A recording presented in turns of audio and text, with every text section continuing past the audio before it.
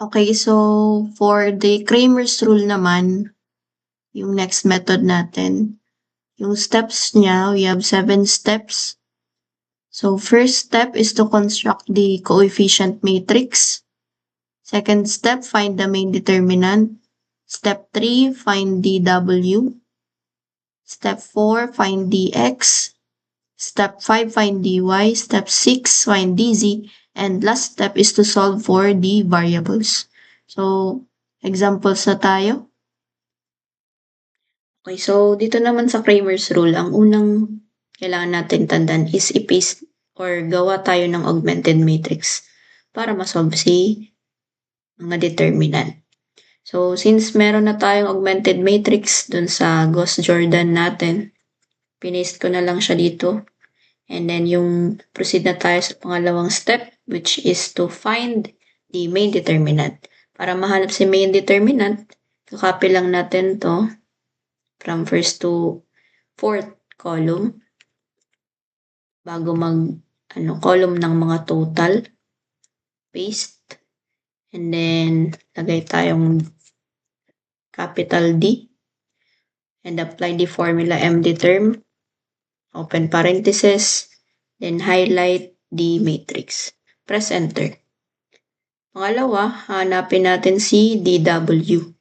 Para mahanap si DW, i-interchange lang natin siya. Papalitan natin si column na W ng itong column ng total. So, copy, paste, and then itong second to fourth column is mariretain. Kaya copy na lang natin siya. Then, DW, MDterm ulit. Open parenthesis, and then highlight the matrix. Next, si dx naman. Same process. Copy natin tong dw. Papalitan natin si dx or yung row ng x netong total. And then copy si third to fourth row. Column, I mean. Then next, apply the formula. MDterm, open parenthesis, highlight the matrix, and then enter. Next step, si dy naman ang hahanapin natin. So, copy the first column, copy second column, interchange third column, and then copy the fourth column.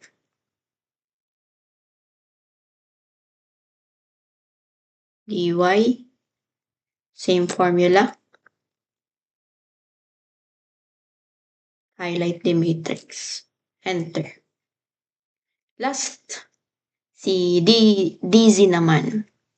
Copy natin tong first to second. Copy si third. And then interchange itong pang fourth na column. And then dz equals to MDterm. Highlight the matrix and then enter. Then to find the values of w, x, y, and z, kailangan lang natin is i-divide si dw over d for finding w.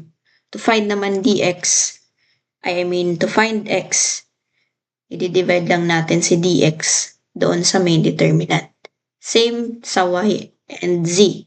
Kailangan lang natin i-divide si dy sa main determinant and si dz sa main determinant. So, apply natin yun for this problem. So, diba, ang sabi ko, i-divide natin si dw divided by the main determinant. So magiging equals dw all over determinant, enter. Si x naman, magiging dx over d.